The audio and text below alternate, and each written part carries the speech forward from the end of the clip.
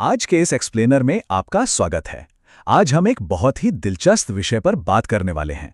Europe का आधुनिक नक्शा आखिर बना कैसे। ये सिर्फ लकीरों की बात नहीं है, बल्कि ये कहानी है उन यूटोपियन सपनों की, भयंकर विद्रोहों की और अंततः साम्राज्यवादी बुरे सपनों की, जिन्होंने पूरी दुनिया को बदल कर रख दिया। तो चलिए बिना किसी देरी के शुरू करते हैं और समझते हैं कि कैसे कुछ अमूर्त विचारों ने इतिहास की धारा ही मोड़ दी। जरा इस शानदार पेंटिंग पर नजर डालिए। 1848 में फ्रांसीसी कलाकार फ्रेडरिक सोल्यू ने इसे बनाया था।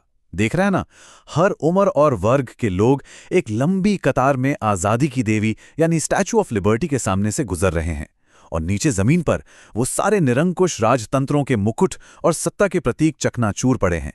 ये एक ऐसा यूटोपियन सपना था, एक ऐसी कल्पना थी जिसने उस वक्त पूरे यूरोप में एक नई क्रांति की आग लगा दी थी। लोग एक शांतिपूर्ण और लोकतांत्रिक भविष्य की उम्मीद कर रहे थे।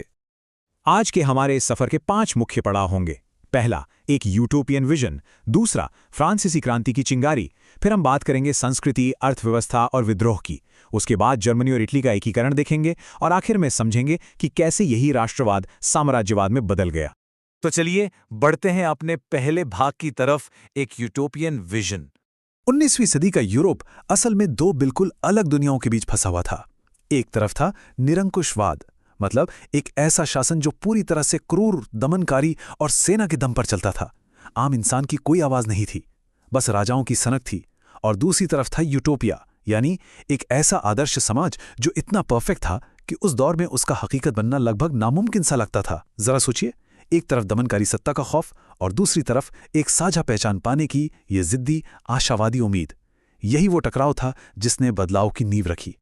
लेकिन यहां एक बड़ा सवाल उठता है, आखिर एक राष्ट्र या नेशन होता क्या है? फ्रांसीसी दार्शनिक अर्नस्ट रीनन ने 1882 में इसका बहुत ही बेहतरीन जवाब दिया था। उन्होंने इस बात को सिरे से नकार दिया कि राष्ट्र केवल समान भाषा, नस्ल या जमीन के टुकड़ों से बनता है। उनके मुताबिक एक सच्चा राष्ट्र लंबे संघर्षों, शौर्य से भरे अतीत और एक साथ मिलकर काम करने की सामूहिक इच्छा शक्ति का नतीजा होता है। मतलब कल का साझा गौरव और आज की एकजुटता, यही एक सच्चे राष्ट्र की सबसे मजबूत नींव है। अब आते हैं भाग 2 पर, फ्रांसीसी क्रांति की चिंगारी। 1789 से लेके 1830 के बीच यूरोप में मानो एक जबरदस्त रस्साकशी चल रही थी। 1789 की फ्रांसीसी क्रांति ने तो तहलका ही मचा दिया। संप्रभुता सीधे जनता के हाथ में आ गई। लेकिन 1815 में नेपोलियन की हार के बाद वियना की संधि हुई और रूढ़िवादियों ने फिर से पुरानी राजशाही थोपने की पूरी कोशिश की। पर आपको क्या लगता है, आजादी की वो लौ इतनी आसानी से बुझने वाली थी? बिल्कुल नहीं। 1821 में यूनानियों ने अपनी आजादी की जंग छेड़ दी और फिर 1830 में फ्रांस की जुलाई क्रांति ने एक बार फिर राजा को उखाड़ फेंका। इस पूरे माहौल को ऑस्ट्रिया के चांसलर ड्यूक मेटरनिख ने एक बहुत ही मशहूर और मजेदार लाइन में समेटा था। उन्होंने कहा था, जब फ्रांस छींकता है तो बाकी यूरोप को सर्दी जुकाम हो जाता है। और ये बात 100% सच थी। फ्रांस में हुए 1830 के इस विद्रोह का ऐसा असर हुआ कि पूरे यूरोप में क्रांतियों की लहर दौड़ गई।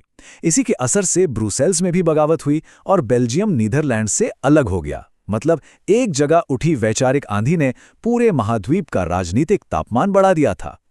आगे बढ़ते हैं भाग 3 की ओर, संस्कृति, अर्थव्यवस्था और विद्रोह। आपको क्या लगता है, देश सिर्फ सेना और युद्ध से बनते हैं? जी नहीं, अर्थव्यवस्था का भी बहुत बड़ा रोल होता है। उस दौर में सोचिए, एक व्यापारी को व्यापार करने के लिए अनगिनत कस्टम बैरियर पार करने पड़ते थे और 30 से ज्यादा अलग अलग मुद्राएं इस्तेमाल करनी पड़ती थी। कितना बड़ा सिरदर्द था। फिर 1834 में प्रशिया की पहल पर ज़ोल्वेरियन नाम का एक कस्टम यूनियन बना। इसने न सिर्फ व्यापारिक बाधाएं खत्म की, बल्कि 30 से ज्यादा मुद्राओं को घटाकर सिर्फ 2 कर दिया। रेलवे के विस्तार ने दूरियां भी मिटा दी। इस तरह अर्थशास्त्र ने बिल्कुल चुपचाप एक मजबूत, एकीकृत राष्ट्रीय अर्थव्यवस्था की नींव रख दी। और सिर्फ पैसा ही नहीं, कविता और गीतों ने भी सरहदें बनाने में मदद की। इसी दौर में आया रोमानियत या रोमांटिसिज्म का आंदोलन। इन विचारकों ने विज्ञान और तर्क को किनारे रखकर भावनाओं पर जोर दिया। जर्मन विचारकों का मानना था कि असली संस्कृति किसी एलीट वर्ग में नहीं, बल्कि दास फोल्क यानी आम जनता में बसती है। पोलैंड का ही उदाहरण ले लीजिए। उस वक्त एक स्वतंत्र देश के रूप में पोलैंड का कोई वजूद नहीं था, लेकिन वहां के लोगों ने रूसी वर्चस्व के खिलाफ ओपेरा, लोक नृत्य और अपनी मूल भाषा को ही अपना हथियार बना लिया।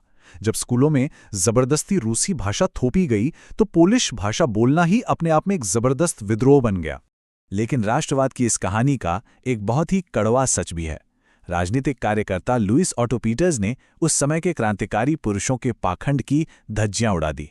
एक तरफ तो ये पुरुष आज़ादी और समानता के बड़े बड़े नारे लगा रहे थे और दूसरी तरफ महिलाओं को पूरी तरह से आश्रित और राजनीतिक रूप से शक्तिहीन रखना चाहते थे। मतलब उनकी आज़ादी की डिक्शनरी में सिर्फ पुरुष आते थे, पूरी मानव जाति नहीं। सच कहूं तो यह उस दौर का एक बहुत बड़ा और हास्यास्पद विरोधाभास था। चलिए अब आते हैं भाग 4 पर, जर्मनी और इटली का एकीकरण। अब बात करते हैं हकीकत की। जर्मनी और इटली का बनना कोई आसान काम नहीं था और दोनों के रास्ते बिल्कुल अलग थे।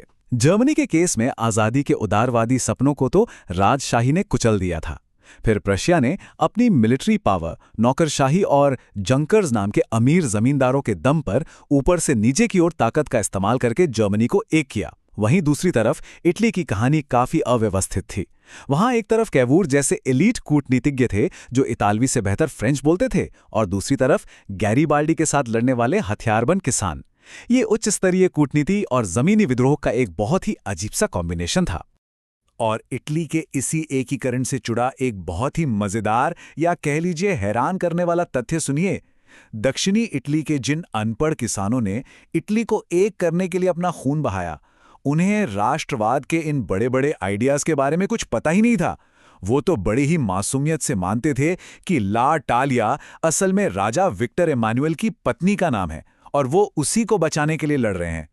इससे साफ पता चलता है कि इतिहास बनाने वाले ये आम लोग असल में उन भव्य वैचारिक नारों से कितने कटे हुए होते हैं। अब जरा इस तस्वीर की कठोरता पर ध्यान दीजिए। ये वर्साय के महल में जर्मन साम्राज्य की उद्घोषणा का दृश्य है। याद है, हमने शुरुआत में 1848 की वो यूटोपियन पेंटिंग देखी थी जहां आम लोग शांति से मार्च कर रहे थे। उस लोकतांत्रिक सपने की जगह अब इस रूढ़िवादी सैन्य प्रधान हकीकत ने ले ली है। यहां आपको कोई आम आदमी नहीं दिखेगा, सिर्फ कड़क यूनिफॉर्म वाले सेना के जनरल और कुलीन वर्ग की भीड़ है। ये तस्वीर चीख चीख कर बता रही है कि अंततः जर्मनी किसी संसदों की बहस से नहीं, बल्कि प्रशिया के लोहे और खून की कठोर नीति के दम पर बना था। और अब हमारे इस एक्सप्लेनर का आखिरी हिस्सा, भाग 5, राष्ट्रवाद का साम्राज्यवाद में बदलना। ब्रिटिश साम्राज्य के विस्तार को दर्शाने वाले इस चौंका देने वाले नक्शे को देखिए। 19वीं सदी के खत्म होते होते राष्ट्रवाद का वो आदर्शवादी और लोकतांत्रिक चेहरा पूरी तरह से संकीर्ण और आक्रामक हो चुका था। अपनी ताकत बढ़ाने की चाहत अब दूसरे देशों पर कब्जा करने की भूख में बदल गई थी, जिसे हम साम्राज्यवाद कहते हैं। लेकिन इतिहास का सबसे बड़ा विरोधाभास तो यहीं सामने आता है। यूरोपीय शक्तियों ने जिन देशों को गुलाम बनाया, वहीं से एक नए साम्राज्यवाद विरोधी राष्ट्रवाद का जन्म हुआ।